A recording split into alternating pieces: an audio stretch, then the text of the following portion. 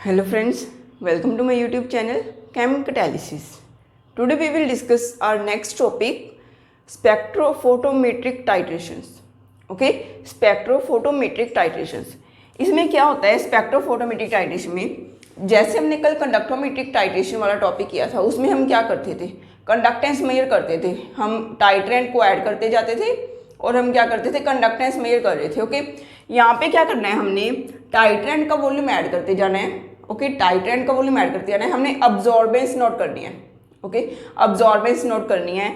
ये photometric titration method तभी use हो सकता है जब हमारे पास एटलीस्ट एक जो स्पीसीज है, वो हमारे पास रिएक्टेंट है, टाइट्रेट है, टाइट्रेंट है एंड हमारे पास प्रोडक्ट है. इन तीनों में से एटलीस्ट एक स्पीसीज क्या है हमारे पास, लाइट अब्जॉर्ब करे. ओके, सो हम लिख सकते हैं कि this method is used,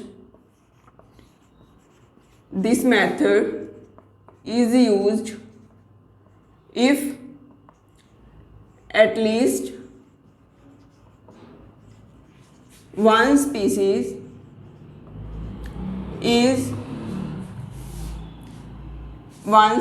absorbs light.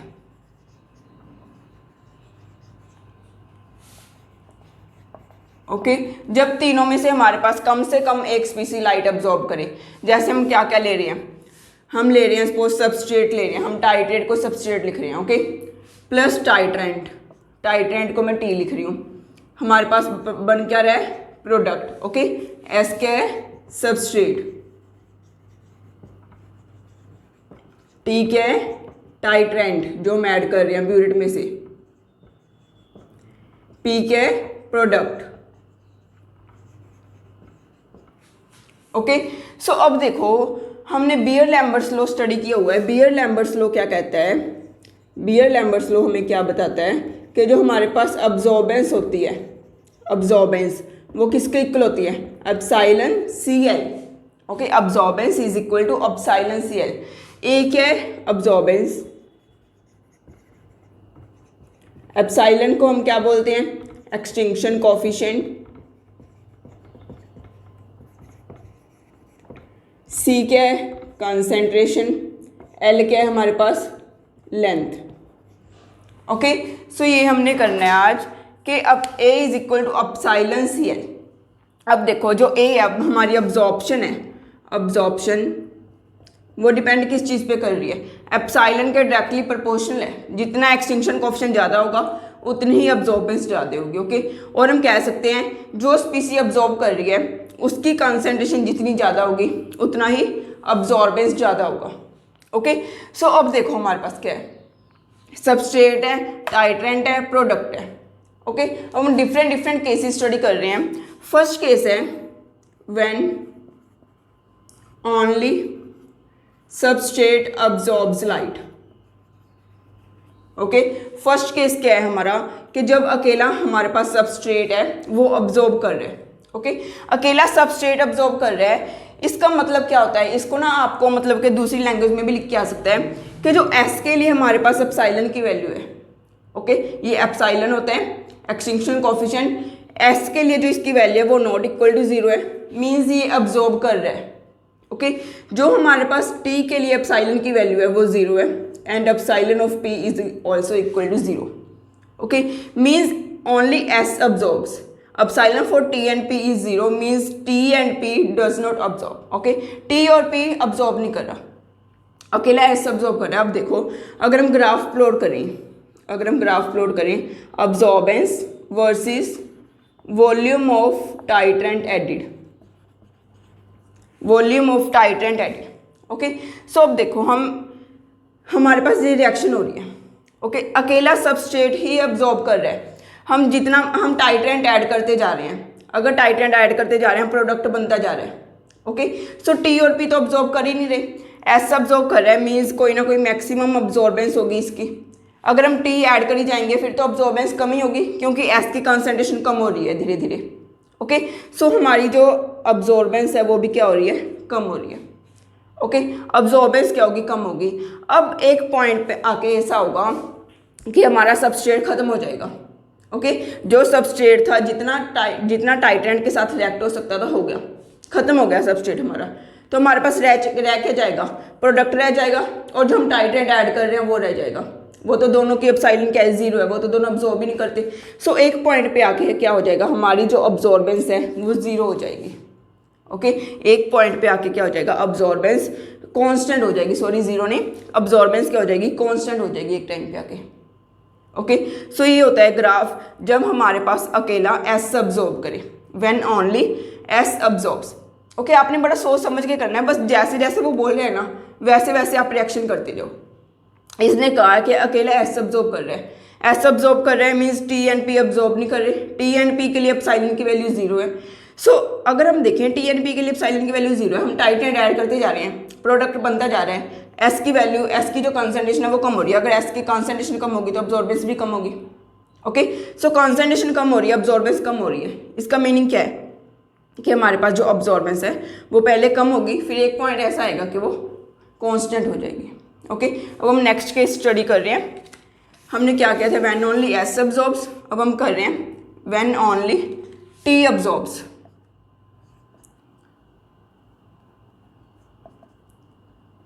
When only T absorbs, इसमें आपको क्या दिया हुआ है कि आपके पास अकेला टाइट्रेंट ही अब्जॉर्ब कर रहा है।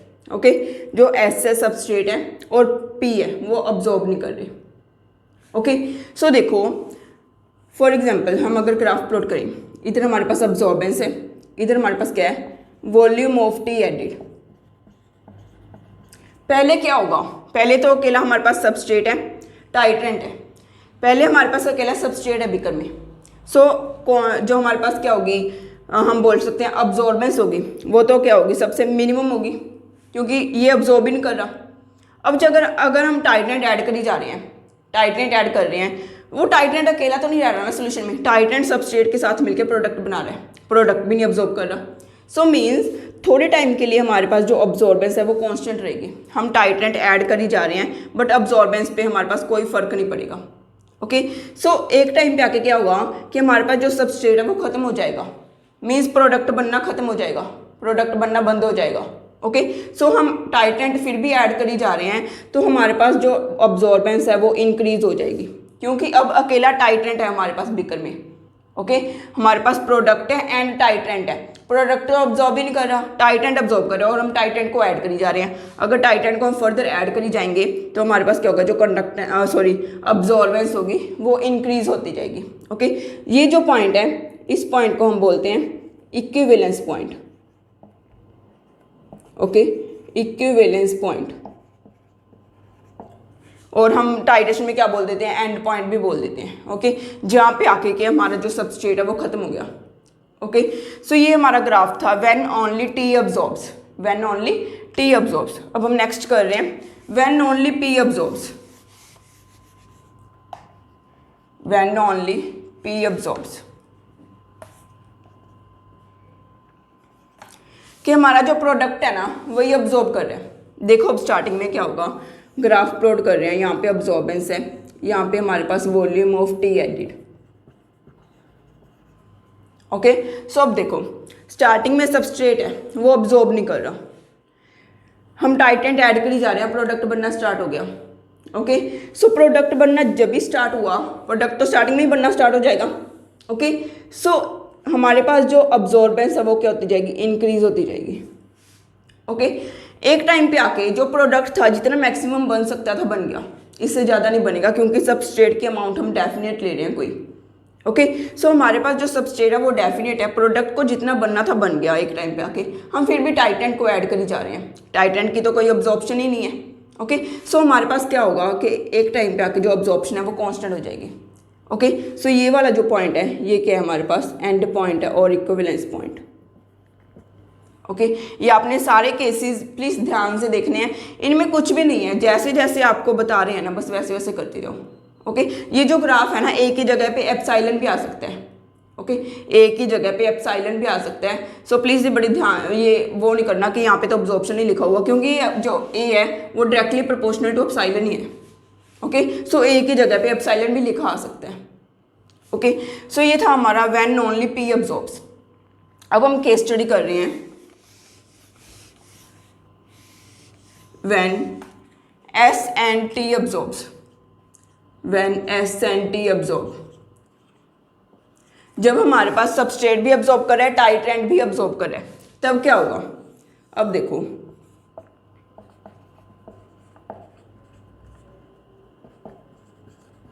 अब क्या होगा हमारे पास? एस अब्जॉर्ब कर रहा है, मीन्स कोई ना कोई स्टार्टिंग में अब्जॉर्बेंस होगी। ओके, अब टी भी अब्जॉर्ब कर रहा है, अकेला पी नहीं अब्जॉर्ब कर रहा। अब साइलन पी 0 है, बाकी दोनों ये क्या है? नॉन जीरो है। Epsilon S not equal to 0, epsilon T not equal to 0। Okay, देखो पहले तो हमारे पास जो अब्जॉर्बेंस है वो डिक्रीज होगी। ओके, अब्जॉर्बेंस क्या होती जाएगी? डिक्रीज होती जाएगी। फिर एक टाइम पे आके क्या होगा? अब्जॉर्बेंस इंक्रीज होनी स्टार्ट हो जाएगी। इंक्रीज क्यों होगी? क्योंकि अब जो प्रोडक्ट जितना बनना था बन गया। ओके, अब क्या हम टाइटेंट फिर भी ऐड करते जा रहे हैं, टाइटेंट तो हमारा अब्जॉर्ब कर रहे हैं ना। सो एक टाइम पे आके क्या होगा? अब्जॉर्बेंस इंक्रीज होनी स्टार्ट हो जाएगी। ओके, पहले डिक्रीज क्यों हो रही है? क्योंकि पहले हमारा जो सबस्ट्रेट है उसकी कॉन्सेंट्रेशन कम हो रही है। ओके, सो ये जो पॉइंट है, इस पॉइंट को हम बोलते हैं एंड पॉइंट और इक्विवेलेंस पॉइंट। ओके, ये केस कौन सा है? Only S and T absorbs. Okay, हमारे पास एस सबस्ट्रेट भी अब्जॉर्ब कर रहा है एंड टी भी अब्जॉर्ब कर रहा है। अब हम नेक्स्ट केस स्टडी कर रहे हैं, when T and P absorbs. When T and P absorbs. Okay, हमारे पास टाइट्रेंट भी अब्जॉर्ब कर रहे हैं और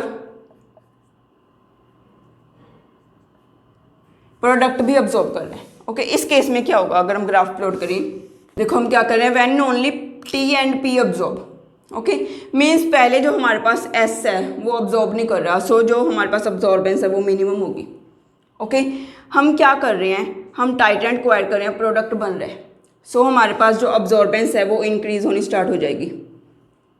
ओके, फिर एक पॉइंट पे आके क्या होगा कि जो हमारी अब्जॉर्बेंस है वो इंक्रीज होगी, बट इससे ज़्यादा इंक्रीज होगी या कम इंक्रीज होगी वो डिपेंड करता है कि जो हमारा टाइट्रेंट है, एप्सिलॉन टी है, वो ज़्यादा है कि कम है।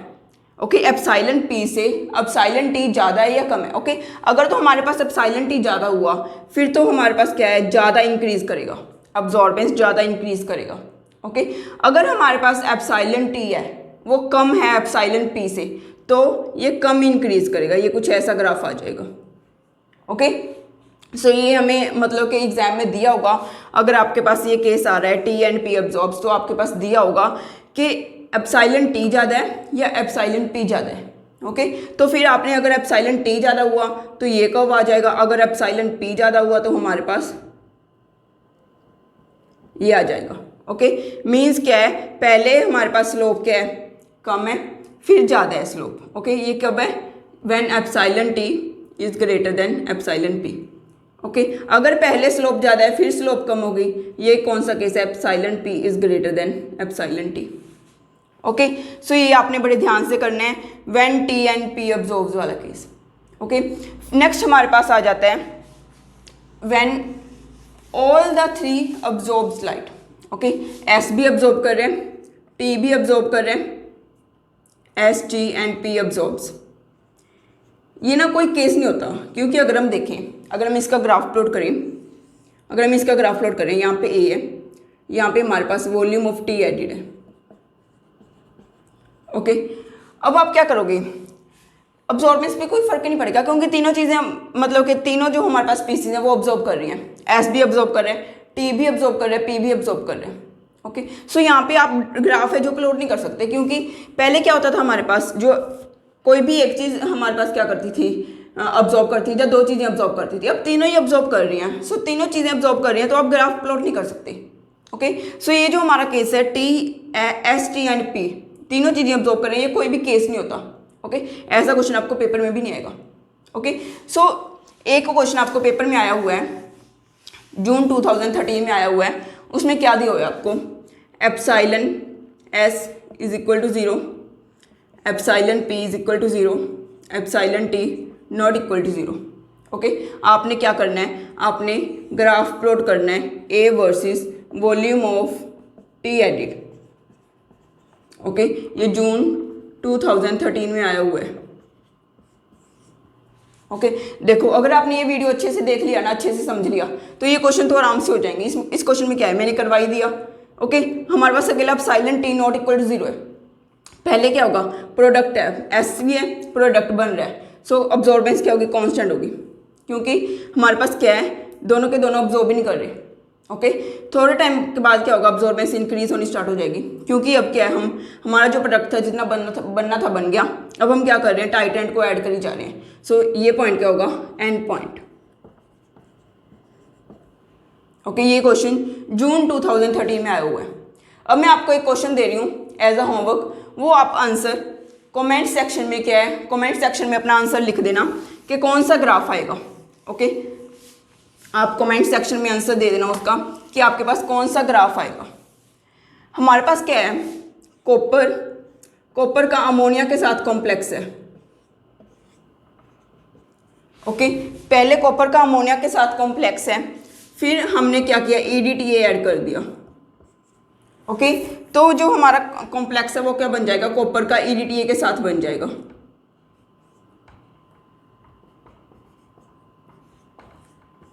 कॉपर का EDTA के साथ कॉम्प्लेक्स बन गया।